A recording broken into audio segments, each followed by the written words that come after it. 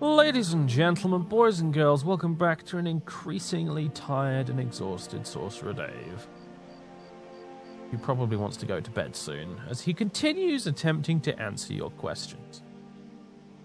Here on the Q&A series, which I'm recording literally like a day after posting the video because you guys have already left so many comments. I'm going to have to shut the door on this very soon. I'm already figuring out at this point. I was going to originally leave this up for like leave the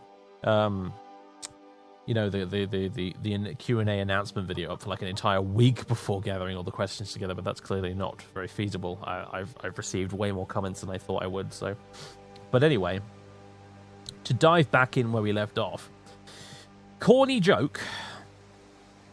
That is itself a corny joke because he spelt it as in Khorne,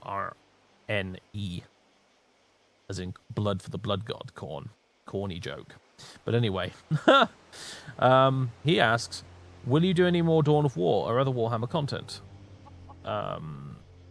Yeah, maybe. I'd like to do a playthrough of the original Dawn of War campaign, the story campaign, with Gabriel Angelos and the Blood Ravens, etc., because I have fond memories of that campaign. It was a pretty good, as RTS story campaigns go, that's one of my favorites.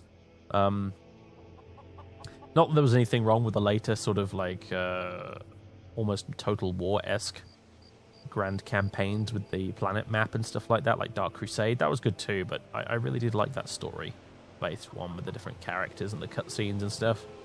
I'd love to do a playthrough of that one day, so... And there was Winter Assault as well, which did a similar thing. So, another Warhammer content. Well, one of these days, I'd love to make tabletop Warhammer 40,000 videos, like my buddy Winters does over at Winters SEO. Previously, you may have seen the battle report video I did with him when I brought my salamanders over to play him on his channel. I've done another report with him a few weeks ago that should be up on his channel at some point soon. I also filmed a small video while I was there that's going to go up when it does go live, which will point you towards that video. But I brought my Adeptus Custodes to fight as Death Guard as well, and I would love to make videos like his myself, as a side thing. Just because I think it's really cool. Tabletop gaming is kind of cool and kind of fun, and it's very different from what I normally do. So that's proper, like, if you want Warhammer content, that's like actual goddamn like Warhammer miniatures, playing actual games on the tabletop type content that I'd love to do one day. But as for other games, well, unfortunately, there's not a lot of really good Warhammer 40k games, really. There's Space Marine, which is okay. And there's one other game that I quite like, but I don't think a lot of people would be that into, which is Warhammer 40k Armageddon, which is essentially like Panzer General, but with 40k stuff. And I don't think many people would find that very interesting, unfortunately, even though I quite like it. So yeah, I don't know. I do my... on Twitch, I've started doing painting streams, which is definitely not everyone's cup of tea, because you are literally watching paint dry, but... I obviously I do a lot of 40k, as in the tabletop game, IRL. It's one of my hobbies. I collect and paint all the miniatures and stuff like that. And recently I started doing streams with a webcam where I actually paint a bunch of my 40k minis, and I sort of tutorialize it a bit, explain what I'm doing and stuff like that. And we listen to music and chill, and I paint and I talk to the chat, and we generally have a good time. So if that's something you're interested in, I'd definitely. Check out my Twitch channel, and because every now and again I do one of those streams when I have a free afternoon where I can do a bit of painting. The last one we did, it wasn't a painting stream; it was a building stream. I actually built a box of Space Marine Terminators. They're actually sat right here on my desk. I'm holding one of them right as I speak. At this moment, I'm holding one of them that I built on the stream, and at some point I'm going to spray these guys with a primer, and I will do another stream where I paint them. I'll be coming up in the next week or so, I reckon, at some point, if I can get the free time, maybe this weekend, I don't know. So if that's something you're interested in, I'd check those out. So Corny Joke also asks, when will Bobbard come back? I have no idea. I don't know if Bobbard will ever come back. If he does come back, it may be in a reincarnated form in some other Mount and Blade playthrough, honestly. As opposed to his original Game of Thrones mod self, because that Game of Thrones mod installation that I had is so out of date now. That mod has like had several major version updates since I last played it, so... But yeah, Mount and Blade is one of those things that comes and goes, you know, your interest in the game. You have to be in the right mindset, the right frame of mind to play Mount and Blade. You need to be prepared to deal with that sheer level of grind in your life to play and enjoy Mount and Blade. So it's not something you can play 24/7, at least not for me anyway. So he also asked, do you have an estimate on when New Vegas will return? Within the next coming weeks. That's very vague of me, isn't it? At least I'd say within the next month. If New Vegas is not started to upload within the next month, I'll be a little surprised. I am trying to record the whole of Honest Hearts before uploading the first episode of it, because I want to avoid spoilers from the comments, because I've never played Honest Hearts before. But I'm told it's very short, so it probably won't take very long to record, but yeah.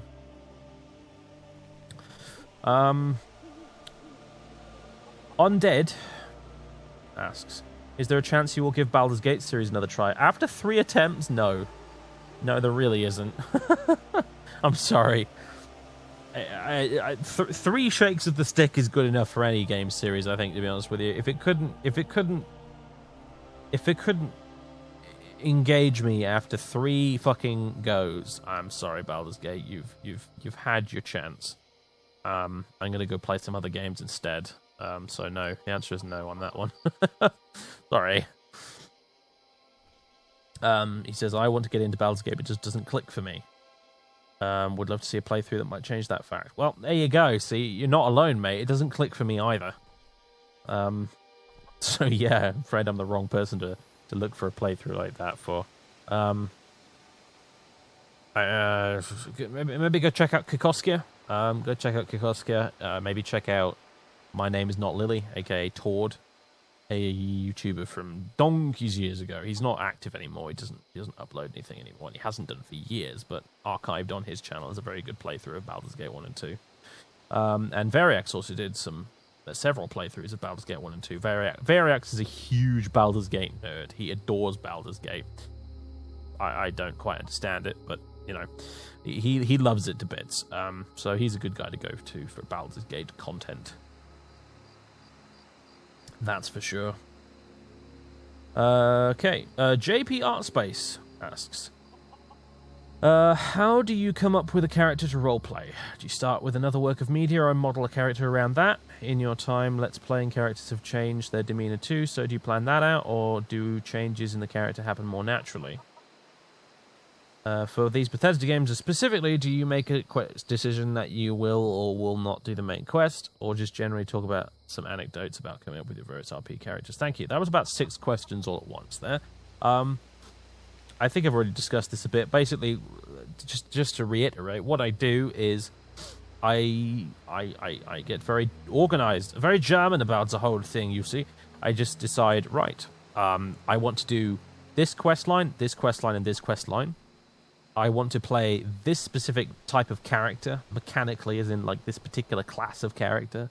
And I want to play a fighter who uses big axes, or I want to play a thief who avoids combat, or I want to play a pure mage with an emphasis on alchemy.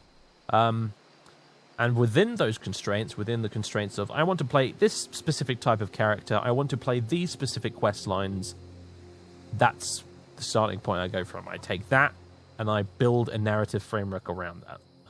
It's very simple, really. You know, we're not writing great works of fiction here. We're just, you know, we're trying to build a vehicle for telling a fun story at the end of the day via some gameplay in the most lazy way possible to tell a story, honestly. You know, I won't make any bones about it. Let's Playing is probably the laziest form of storytelling there is.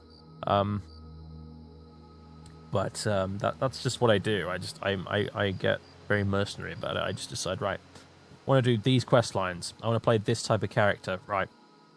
And then I go away and I figure out some kind of background for a character that would make it fit around those particular decisions I've made. I specifically make some sort of character who would be comfortable playing those quest lines while also being that type of character mechanically. So with Arthur, for example, I've made him in such a way that he would be comfortable.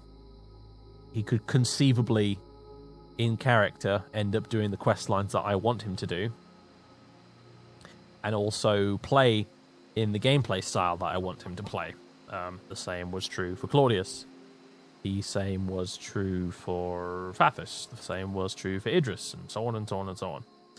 So, same was true for David Crumpington, in fact, in Fallout New Vegas. He was built with the intention of, I want to play all of the New Vegas Bounties mods by Some Guy 2000, so I need to make some sort of character who's a little bit seedy and a little bit motivated by money, because that's the only kind of type of guy, really, who would be interested in doing that kind of job in the first place. The job of a bounty hunter, someone who's willing to go shoot people for wads of cash, you know. And so David Crumpington was born. With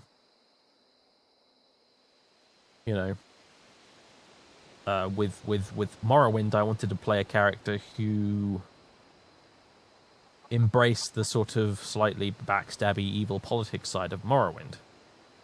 With the Great Houses and stuff like that. A lot of the Great House quests in that game, which are quite bloodthirsty and murderous at the end of the day. I wanted to play a character who would really embrace that.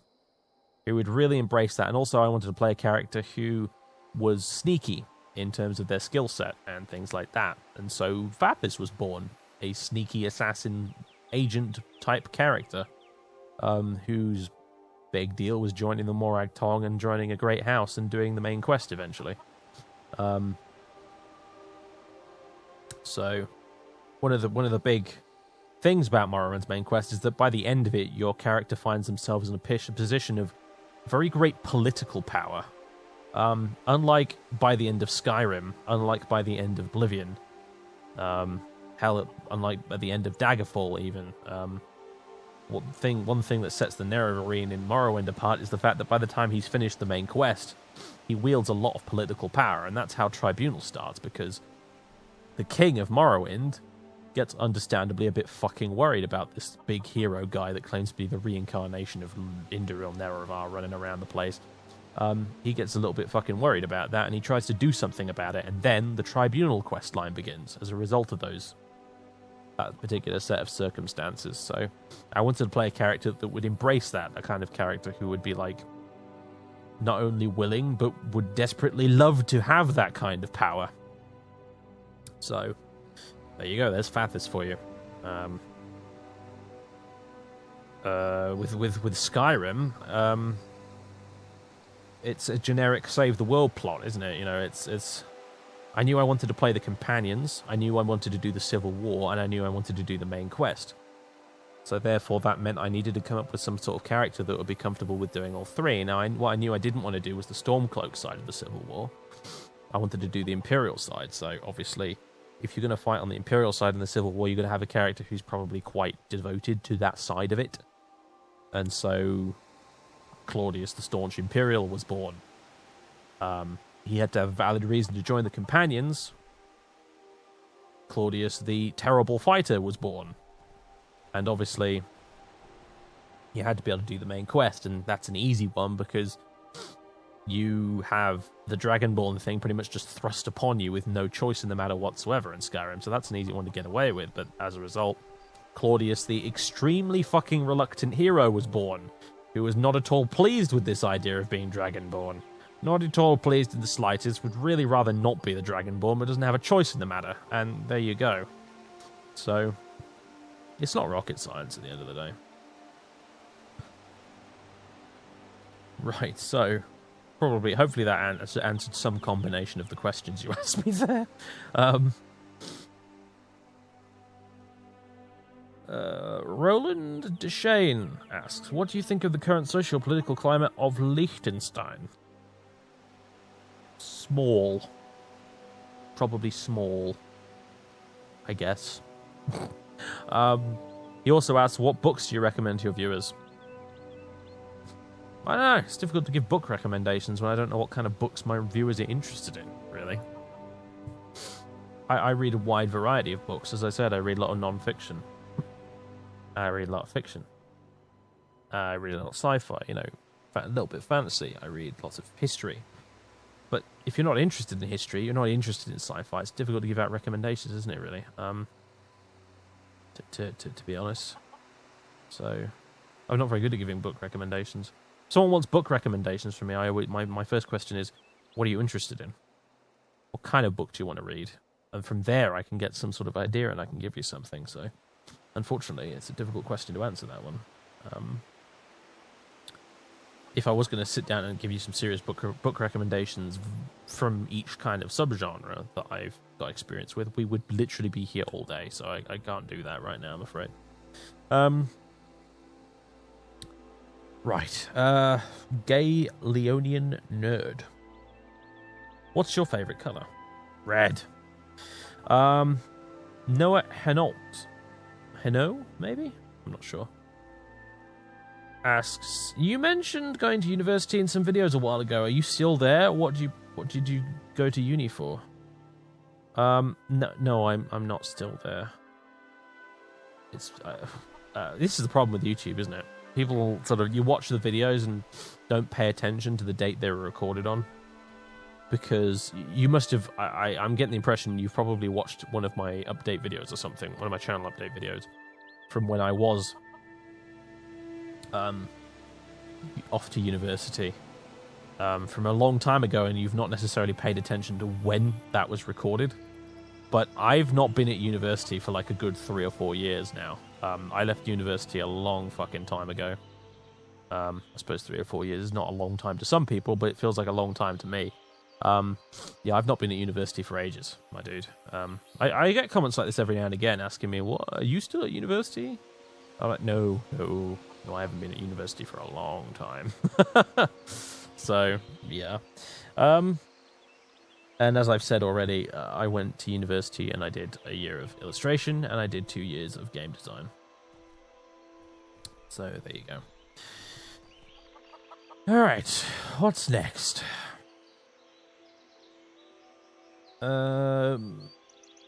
Yes, another person asking me about training to be a pilot. Already answered that. Callum Byrne says, hey dude, congrats on the milestone. My 2 questions are, why don't you have a face cam in any of your videos? Because I don't like my face interfering with the game. There's no reason for it to be there. It doesn't need to be there. You don't need to see my face. My face is not the focus. Honestly, if I did like these, especially like these Bethesda-style videos where I do a relatively deep roleplay of a character, I think it would really take you out of the experience if you had my fucking ugly-ass face in the corner constantly reminding you that you're not hearing the character, you're hearing some Burke with a microphone talking as if he's the character. It'd be extremely immersion-breaking. So that's why I don't put face cam in any of my videos. It's not because I'm shy. It's because there's really no reason for it to be there. It would only be detrimental to the experience. I have used a face cam before in very specific circumstances, which were when I was doing flight simulation streams on Twitch. Not even videos, but streams on Twitch. When there is... And there was a specific reason for me doing that, and that was because when I was doing a lot of those flight simulation streams, there wasn't much visually going on the screen. Certainly not to the uninitiated anyway.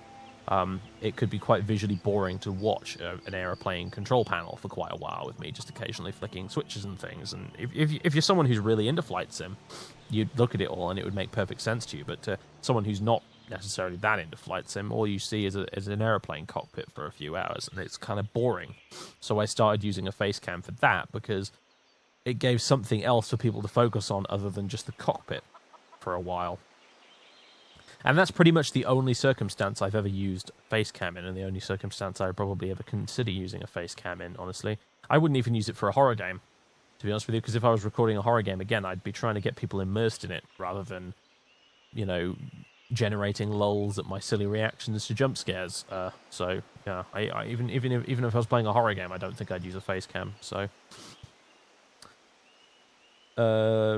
his second question is, would you one day consider doing so? Well, there you go. Yeah, I've just sort of pretty much answered that pretty comprehensively too. The Lich King MK. Again, that's a question about pilot stuff. Already answered that. The Chuck 9193. Do you have any more plans for more strategy games on the channel? Yes. I think I've already talked about Paradox games. I've already talked about Total War games. Aside from that, I also talked about Dawn of War. So yeah, there's plenty of plans for strategy games, basically. One thing I'd add to that maybe is Company of Heroes. The original Company of Heroes. I wouldn't mind playing through that one day on the channel. I enjoyed that too, as well, in that sort of little pantheon of strategy games. Tom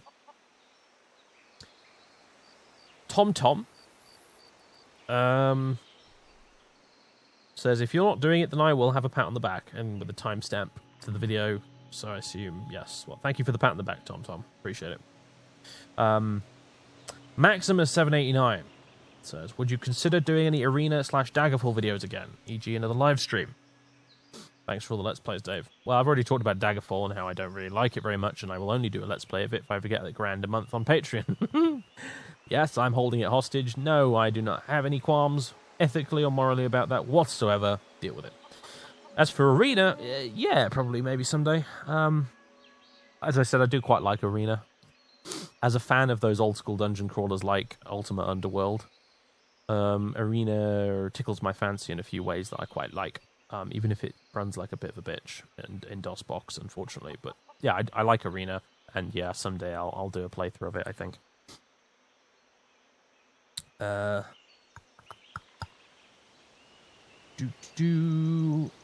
Hudesco asks, which one do you prefer? Pre-rendered cutscenes that take you out of the game, or real-time cutscenes that you cannot skip? I don't think I have a preference either way. Although I do like having the option to skip cutscenes if I need to. So yeah, there's that. Because pre-rendered cutscenes can look really nice sometimes. A great example would be, as I said, I replayed the Halo games recently, and I played Halo 2 Anniversary Edition, which has all the really fucking awesome pre-rendered cutscenes by Blur Studios in it, and they're awesome. They're a country mile better than the original in-engine ones that Bungie did in the original game. They're fucking incredible to watch. It's like you're watching a Hollywood blockbuster movie. It's great. So that's pretty cool, but at the same time, with other games, it works better if it's in-engine and it's stuff like Half-Life 2, for example. You know, doesn't have any cutscenes, that game. It's all just sort of delivered from the player's perspective constantly all the time, and that works very well too. So I don't really have a preference, just whatever works, you know. He also asks, ever think of doing a Deus Ex playthrough? I have not played Deus Ex in such a long time. Someday yeah, it's on my vague, in my head, not written down anywhere, kind of mental list of shit that I'd like to play on the channel at some point, for sure. Deus Ex is an awesome game. So yeah, probably someday. Don't have any immediate plans, though. And finally, does pineapple belong to pizza? I don't think pineapple belongs exclusively to pizza. I don't think... Pineapple doesn't exclusively belong to anyone. It's a free country. Take your pineapples and do whatever you want with them. As long as it doesn't land you in accident and emergency. You know, obviously, don't. There's limits to what you should do with a pineapple. Very obvious limits, one would hope. But if you're asking, should it or could it go on pizza? Knock yourself out. I'm not a pizza snob. I'm not a you know, a pizza elitist. I one of my favorite pizza toppings is tuna and sweet corn, which people constantly tell me is completely insane. But I think it's one of my favorite pizza toppings ever. So yeah, fuck it. I'm with you, fellow people out there who like your pineapple and ham pizza. Personally, I'm not actually that partial to it, but I can respect you because I too have odd choices in pizza topping, and I consider you my brethren, fellow ham and pineapple pizza eaters. You're all right by me. Ignore the haters. Enjoy your crazy pizza toppings. Why the fuck not? Life's too short, if you ask me, to worry about whether or not you can have pineapple on your pizza. Just do it. JJ Fajan asks, Greymane or Battleborn? Battleborn. Anthony asks, has there been any characters which you have started and then ditched, never releasing them to YouTube? No. No, there haven't. Nope.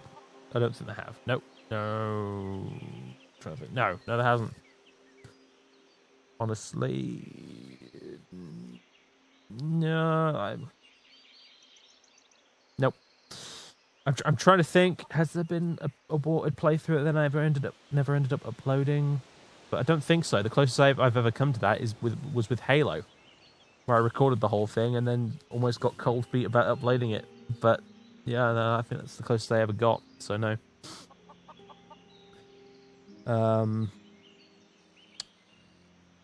Sean Williams asks, I would really like to know if/when you plan to continue the adventures of Jess and David Crumpington. David Crumpington, yes, as I said, I'm working on that. Jess, no, sorry, she's gone. That playthrough is dead as the dodo. It is extinct. You know, that Fallout 3 playthrough probably belongs in the Natural History Museum at this point. It's practically fossilized at this point. Do not expect me to go back to that anytime soon, or indeed ever. I've made it clear in the past that I don't actually like Fallout 3 very much. It falls into very much the same boat as Fallout 4 for me. But even more importantly, in Fallout 3's case, it was really brought down by the fact that it was a buggy, messy, glitchy piece of shit that was constantly crashing like every 5 minutes, and it was a horrendous experience to play. So yeah, no, I'm not going back to that anytime soon at all. And